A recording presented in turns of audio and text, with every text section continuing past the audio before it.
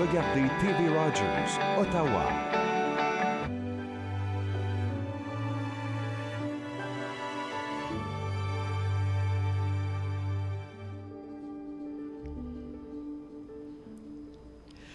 Bonjour, ici Jacqueline Pelletier pour la série Parlons-en. Cet entretien vous est proposé par la coopérative funéraire d'Ottawa en collaboration avec TV Rogers. Nous bénéficions d'un appui financier de l'ACFO, de Ottawa Ville Bilingue et de Patrimoine canadien que nous remercions. Le but de cette série d'entrevues est de vous encourager à parler de ce sujet qu'on ne veut pas toujours aborder, le deuil, la mort, la fin de vie, qui font partie de la vie, mais parfois on ne sait pas trop comment s'y prendre et on ne sait surtout pas où se tourner pour avoir de l'appui ou du soutien. Mon invitée aujourd'hui est Madame Mariette Chikuru. Bienvenue, Mariette. Merci. Mariette, vous êtes originaire du Congo. Oui.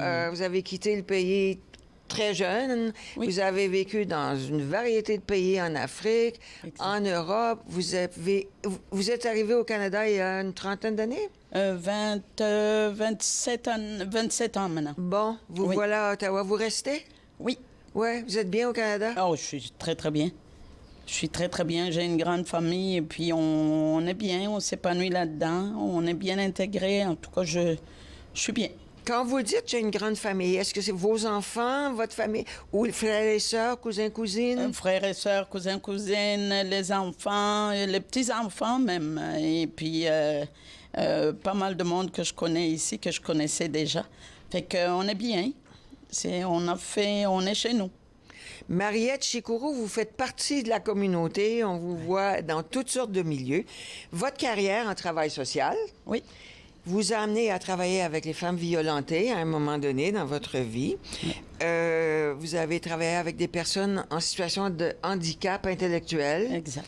Vous avez beaucoup travaillé avec les jeunes Oui. et aussi avec les aînés, Oui. aux deux extrémités. Les jeunes qui veulent vieillir, les vieux qui veulent rajeunir, on pourrait dire. Oui. Est-ce que leurs besoins sont si différents? Ça peut l'être, dans ce sens qu'il y a du vécu avec les personnes âgées qui nourrit, si on peut appeler ça, qui enrichit les jeunes. Et ça, c'est un mélange que j'ai trouvé extraordinaire à les mettre ensemble parce que les jeunes, après, ils trouvent ça extraordinaire. Au début, c'est comme de l'inconnu, c'est ennuyant, mais quand ils ont fini, ils ont gagné tellement là-dedans qu'ils apprécient les aînés. Comment se passent les conversations entre jeunes et aînés? Et où est-ce que ça se passe? Ça peut se passer même à la maison, visite amicale, ça peut se passer dans des centres d'activité, mais le début est toujours, on essaye, on fait comme si la personne âgée, peut-être qu'elle connaît pas, peut-être qu'elle connaît, mais à la fin de l'activité, à la fin de ce bénévolat-là, ils viennent me voir pour me dire combien c'est enrichissant. Est-ce qu'on parle ici du bénévolat que doivent accomplir les jeunes du secondaire? Oui. Oui, en Ontario surtout, c'est une obligation. Oui. Mais finalement, ça devient un enrichissement. Moi, vraiment, là, j'apprécie ce côté-là. Et vous les préparez, les jeunes, lorsqu'ils acceptent de venir faire un travail bénévole avec, c'est quoi, à Montfort-Renaissance? C'était à Gig autrefois? Oui. À Gig, j'en ai eu des jeunes qui ont été, même mes propres enfants, Oui. qui n'avaient jamais approché des aînés parce qu'ils sont nés ici. De mes filles jumelles. Oui. Et puis, au début, c'était comme... elles peuvent même témoigner aujourd'hui parce qu'elles disent, Maman, on ne savait pas que c'était si enrichissant. Ça donne tellement une belle façon de voir les choses et qu'à les entendre, on gagne tellement, on est plus patient. Et les aînés en question, Oui. est-ce que eux sont intrigués par la vie des jeunes et est-ce qu'ils leur en parlent? Oui, dans ce sens qu'ils reconnaissent qu'il y a des changements d'où ils viennent jusqu'à aujourd'hui. Il y a eu des nouvelles choses, mais on parle aussi des choses qui manquent, des choses qui ont été oubliées. Par exemple? Des richesses, de l'approche de la famille, comment la famille est importante. Et les aînés apportent cette partie-là. Là. Beaucoup des jeunes aujourd'hui n'ont pas les oncles, les tantes, les grands-parents dans la ville où ils sont. C'est ça. Il y a de l'éloignement au sein du Canada, d'une ville à l'autre et tout. Est-ce que vous sentez un manque chez eux? Est-ce qu'ils peuvent nommer ça? Absolument. Tu sais, il y a justement au niveau du patro pour le mentorat que j'accompagne aussi, le programme de mentorat, il y a des jeunes qui viennent par exemple de Toronto, il y a des jeunes qui viennent de pas mal de villes éloignées et qui parlent du deuil, comment ils ne peuvent pas. Il y en a qui me disent, écoutez, on arrive à l'école, on veut rester plus tard parce qu'il n'y a personne qui nous attend à la maison. La famille leur manque, les grands-parents manquent et ils expriment ce besoin-là d'avoir la famille autour. Parlez-nous un peu de ce programme de mentorat au patro. Oui, c'est un programme qui a été mis en place par le patro d'Ottawa et l'Université d'Ottawa. Donc, on a des mentors qui viennent de l'Université d'Ottawa, qui accompagnent les jeunes du secondaire dans leur engagement communautaire. Ça peut être à organiser des affaires. On a déjà été à la Maison Marie-Louise pour aider à organiser il faisait justement un événement. Et ça peut être aussi d'arranger une salle dans une résidence ou bien au patron même. Alors, c'est l'engagement communautaire. Comment je peux changer ma communauté en faisant du bénévolat, mais accompagné par les bénévoles de l'Université d'Ottawa. Et ce lien-là, cette liaison-là, on l'a voulu pour que les jeunes qui sont au secondaire et ressentent le besoin de continuer leurs études post-secondaires aussi. Fait que c'est beaucoup de choses à la fois qu'on a dans ce programme. Et ces mentors, ce sont des enseignants, des professeurs de l'université? Même pas. Ce sont des étudiants. Mais qui donnent le temps bénévole, qui travaillent avec ces jeunes-là et qui leur parlent de comment ils vivent des choses à l'université. Ça devient comme un incitatif pour continuer les études post-secondaires. Est-ce que parmi tous ces jeunes, autant ceux de l'université que ceux du secondaire, est-ce que plusieurs sont originaires ou de familles originaires d'autres pays? Il y en a, comme vous savez, le Canada, c'est un pays d'accueil. Hein? Oui, madame. Et je le dis aux gens, j'ai été dans plusieurs pays. Un pays avec tant de cultures, écoute, là, il n'y en a pas beaucoup. Alors, oui, j'en ai des cultures. Je peux en avoir une dizaine, et puis c'est des cultures différentes. Mais à la fin de la session, ils sont tous ensemble. Ils ont échangé des adresses. Et puis, ils échangent des besoins, ils questionnent comment ça fonctionne à l'université ou bien à tel endroit. Êtes-vous en mesure d'orienter ces jeunes qui sont parfois en détresse vers des services? Est-ce qu'on a de bons services pour eux à Ottawa? Je pense que oui. Vraiment, on ne devrait pas se plaindre. Celui qui en parle, il a de bons services et je me rends disponible pour pouvoir accompagner. Et au niveau secondaire, je pense que jusque-là, ils avaient quand même des gens pour les accompagner. Mais tous ceux qui sont avec moi pour le mentorat, habituellement, ceux qui veulent travailler, ils peuvent même travailler au patron aussi, là, dans des camps d'été et tout ça.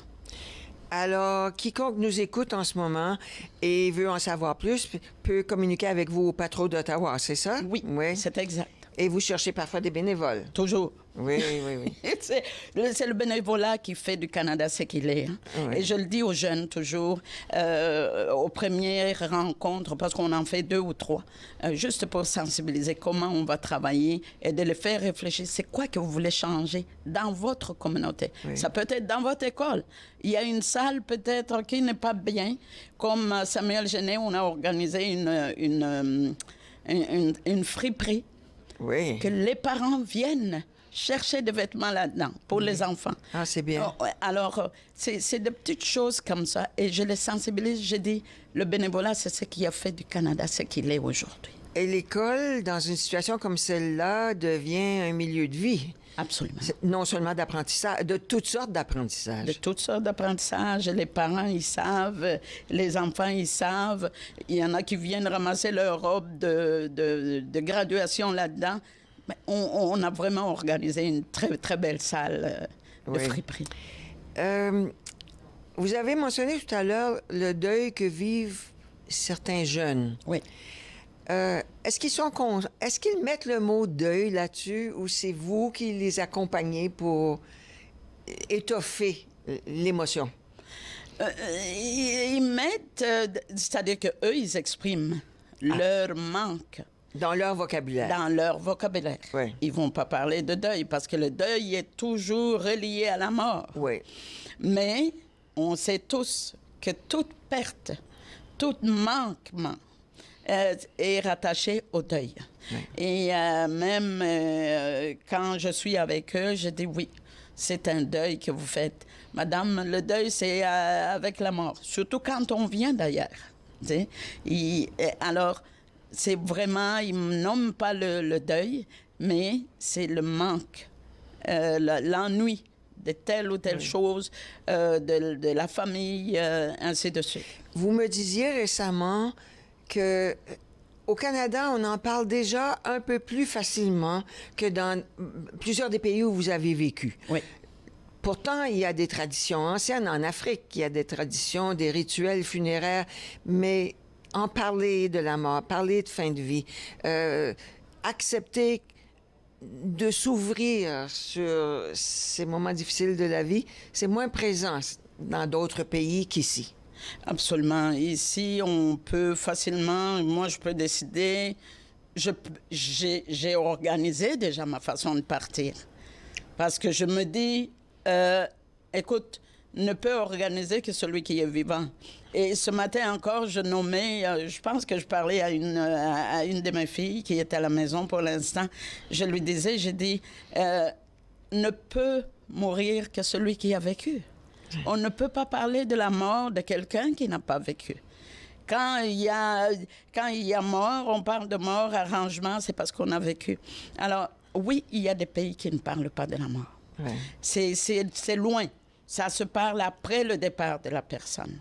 Mais aujourd'hui, je vois le Canada, la génération où on est aujourd'hui, parce que les aînés me disent toujours, les aînés de 90 ans me disent toujours, on n'en parlait pas autant. Oui. OK. Mais aujourd'hui, ça devient un sujet.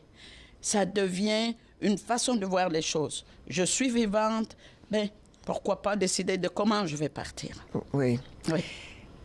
Vous parlez de partager avec votre entourage vos volontés de fin de vie. Oui. C'est quelque chose qui est beaucoup encouragé, entre autres, à notre coopérative funéraire. Pourquoi laisser notre entourage dans l'inquiétude et l'inconnu alors que ça leur aide tellement quand on discute avec eux de ses volontés? C'est plus facile. Moi, je trouve ça plus facile à avoir accompagné pas mal de personnes. Je trouve ça plus facile quand on laisse les lignes bien droites et on laisse les moyens qu'il faut. Oui. On part tranquillement et puis on laisse la tranquillité autour. Votre travail vous a amené à accompagner des personnes en fin de vie. Oui, Oui. c'est exact. Vous enseignez en travail social à la Cité collégiale. Oui. Nous allons parler dans la deuxième partie de l'émission de ce travail que vous faites auprès de jeunes qui veulent devenir intervenants, auprès de gens qui ont toutes sortes de besoins. Et nous parlerons aussi des besoins des aînés. Alors, pour l'instant, on prend une petite pause. Je suis avec Mariette Chikourou d'Ottawa, travailleuse sociale. Et dans quelques instants, nous explorerons d'autres aspects de sa carrière et de sa vie. À tout à l'heure sur les ondes de TV Rogers.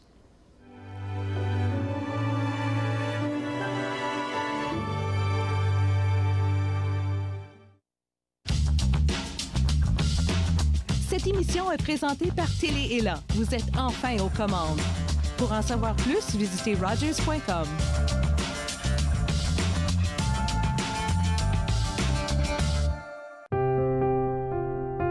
Les commerces, les restaurants et les services locaux d'Ottawa font partie importante de notre tissu urbain. Nous pouvons les aider en ces temps difficiles. Commandez chez eux en ligne, achetez des chèques cadeaux à utiliser plus tard, commandez des repas à emporter ou à livrer, démontrez votre soutien sur les réseaux sociaux. S'il vous plaît, faites-le aujourd'hui. En savoir plus, visitez ottawa.ca/acheter local.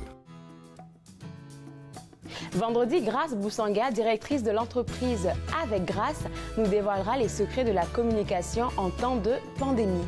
Par la suite, Alex Miller et Kathleen Milroy du groupe musical Moonfruit nous parleront de leur participation à la journée du drapeau franco-ontarien. Finalement, nous apprendrons à faire du télétravail avec Julie Blécomo, notre spécialiste de l'étiquette. Entre nous, en semaine, 11, 18 et 22 heures sur TV Rogers. À la prochaine émission de Suivez-moi, on découvre les plateformes sociales de l'humoriste Renzel Dashington, lauréat du prix Impact du dernier gala Dynastie. Suivez-moi, jeudi 20h sur TV Rogers.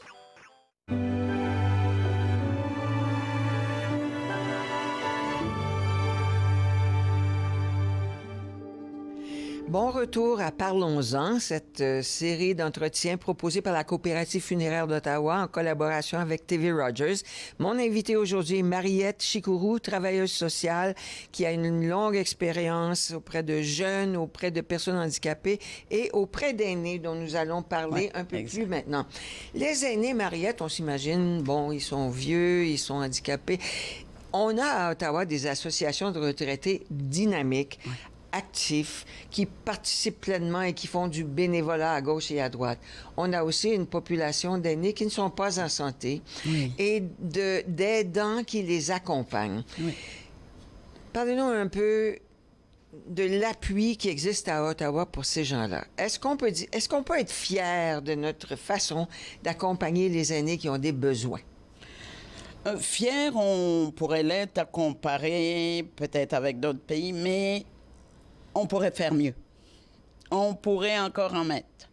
Parce que je dis toujours, il y a une aînée qui m'a approché l'autre jour, elle dit je peux pas comprendre comment on est traité parfois. Le service à domicile, là, ça devient compliqué. On change du personnel à chaque jour. On dirait qu'on nous met de côté, on n'est pas considéré à chaque fois qu'on demande. Mais moi, j'ai répondu à cette dame-là, je lui ai dit, écoutez, vous avez le droit de demander plus. Vous avez contribué. Elle dit, mais c'est peut-être parce qu'on n'a pas fait beaucoup de diplômes. Et je lui ai dit, c'est pas les diplômes. Vous avez contribué, vous avez éduqué ceux qui ont des diplômes aujourd'hui. C'est grâce à vous. C'est votre contribution. Alors, quand il y a des choses comme ça qui vous dérangent, s'il vous plaît, allez-y de l'avant. Allez à la ville, appelez et puis exprimez-vous. Appelez pas individuellement. On peut appeler à la ville d'Ottawa où il y a des services. Il y a des services. Au 211, on peut les indiquer où il y a des services. Si moindrement il n'y en a pas, il y a des conseillers de la ville qui peuvent quand même aider.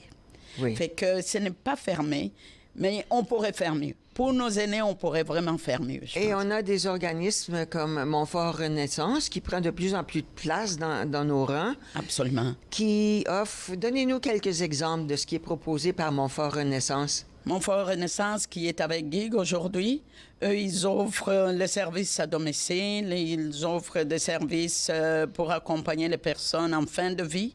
Ils offrent les services communautaires autres comme les visites amicales, les appels comme le télébonjour ou bien le téléjazz pour que les gens ne s'ennuient pas chez eux. Et puis, ils offrent quand même des dîners communautaires aussi. Il y a des activités sur place. Entre autres, au Centre Gig. C'est ça, qui est relié maintenant avec Montfort Renaissance. Oui. Il y a des activités sur place. Oui. Au Patro d'Ottawa, on reconnaît le club d'amitié. Il y a des aînés qui sont des amis. La plupart, ils se connaissent déjà. Ils se rencontrent une fois par semaine pour manger ensemble. Mais autrement, ils ont des petites activités pendant la semaine. Fait que il y a des activités aussi du côté anglophone. Ça, oui, c'est sûr. Il y en a beaucoup plus. Et les aidants, parce qu'on en parle de plus en plus. Oui. Les conjoints, les enfants, les petits-enfants, les bénévoles, leurs besoins sont grands. Oui. On le sait de plus en plus. Est-ce qu'on y répond adéquatement? C'est vraiment dommage parce que les aidants, ils sont, comme je l'entends souvent, comme je le remarque, aujourd'hui, on est pris à travailler des heures et des heures. Ce sont les aidants, les enfants qui sont pris avec ça. Oui. Un enfant qui a un parent qui est en perte d'autonomie, qui veut rester à la maison, il a du mal à accomplir les deux avec perfection. Fait que il y a des moyens, je pense que les aidants devraient être supportés un peu. Le gouvernement, comment il va faire ça? Il pourrait aider parce que ça coûte moins cher de garder un parent qui est plus ou moins en perte d'autonomie, qui n'a pas encore tout perdu. Ouais. Ça coûte moins cher de le garder à la maison avec des services que de le mettre en résidence aujourd'hui. Les aînés, vous allez même jaser parfois, prendre le lunch au centre gig parce que vous aimez être avec les gens qui vont là. Oui. Selon vous, quel est leur plus grand défi? Il y a des défis physiques de santé, bon, et psychologiques et émotifs. Mais c'est quoi le plus grand besoin, l'essence? Les aînés, comme je vous ai dit tout à l'heure, ils ressentent c'est comme s'ils étaient mis de côté. Ça devient la deuxième classe. Ce n'est pas important. Quand on parle des aînés, c'est comme si, écoute, il n'y a rien là, ils sont presque à la fin. Et c'est ça que je ressens. Je parle dernièrement plus avec les aînés de clubs d'amitié au Patro, qui sont très âgés. Et on ressent ce côté-là, c'est comme s'ils étaient mis de côté. Et j'encourage toujours. Je dis non, ne restez pas dans cet état-là. Si vous n'exprimez pas, ça ne peut pas changer. Est-ce qu'ils parlent de fin de vie? Est-ce qu'ils parlent de leur peur, de leur volonté? Par exemple, est-ce qu'on discute de demander l'aide médicale à mourir? Est-ce qu'on aborde ces sujets-là de façon formelle, informelle? Oui. Il y a ce côté-là qu'on discute. Il y en a qui parlent de fin de vie sans trop insister. Oui. Et c'est là que je rappelle, je dis, si vous organisez les choses, ça va être plus facile pour vous de partir. Vous allégez vos épaules. Et vous allégez les épaules de ceux qui vous accompagnent. Oui. Si vous avez 4 enfants, ils vont savoir, maman ou bien papa part... oui, ils ont laissé leurs affaires comme ci, comme ça. Toi, tu as ça, toi, tu as ça.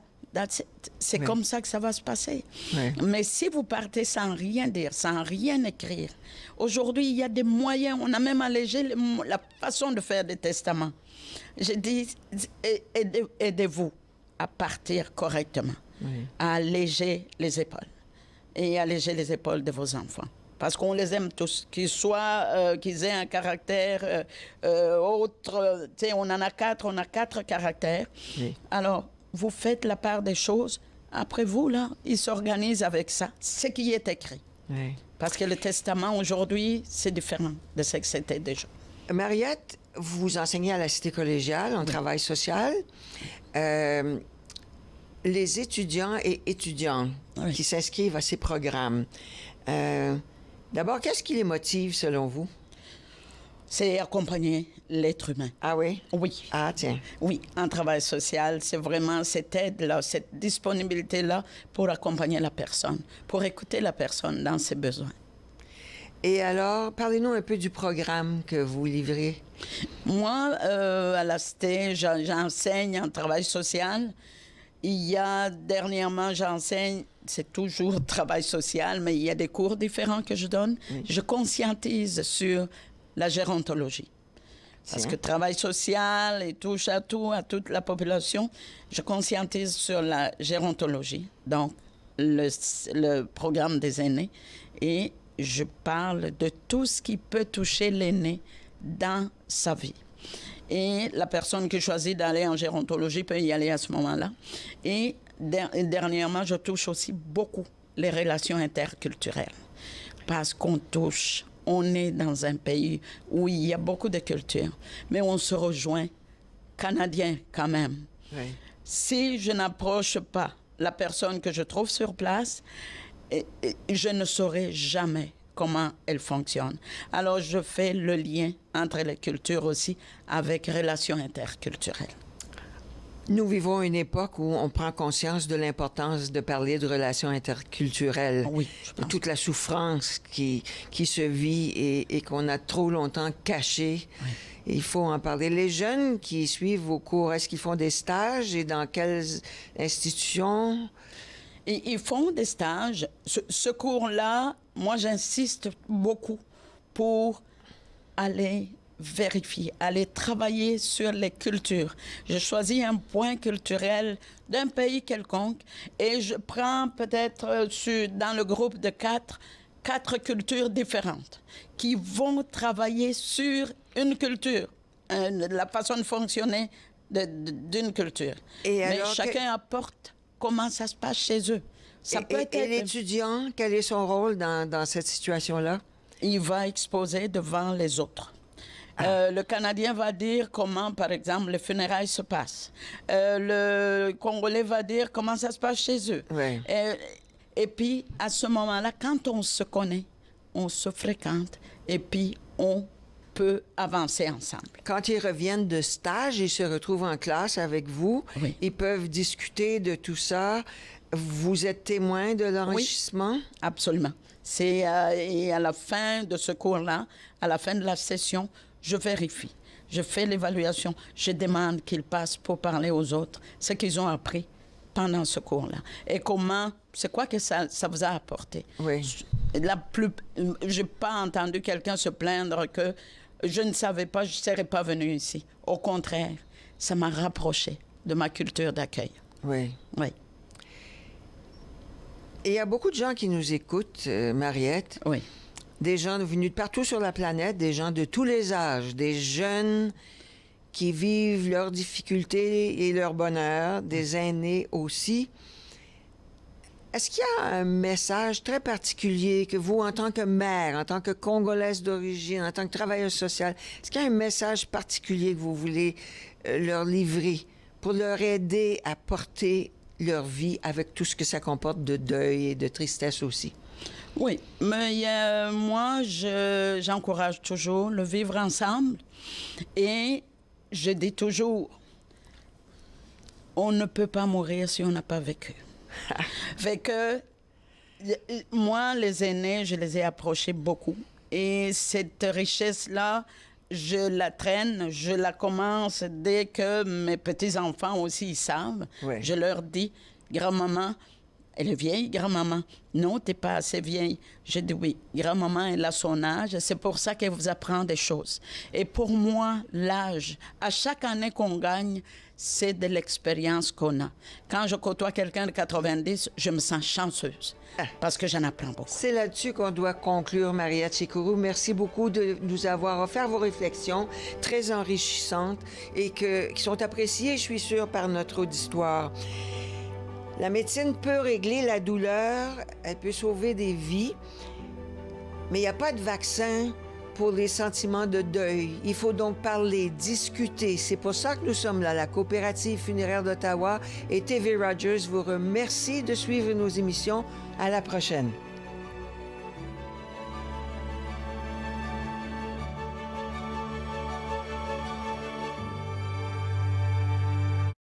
Faites-nous part de vos commentaires en composant le 613-521-2323 par courriel sur Facebook et Twitter.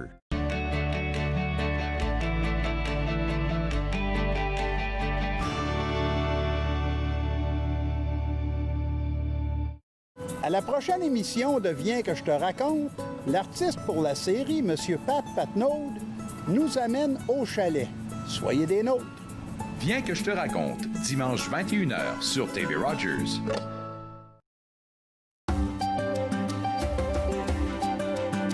Ici Jean-Marie Vianney. À notre prochaine émission de Vivre Ensemble, j'ai le plaisir de m'entretenir avec Oriana Ngabirango, activiste, politicienne et militante. Elle nous parlera de son expérience et des implications du Vivre Ensemble. C'est un rendez-vous à ne pas manquer.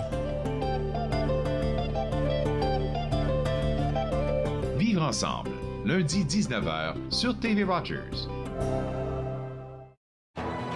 Dans le cadre de l'élection municipale complémentaire du quartier Cumberland, TV Rogers a invité les candidats et les candidates à présenter en français leur programme électoral. La campagne locale, ce soir 18h sur TV Rogers.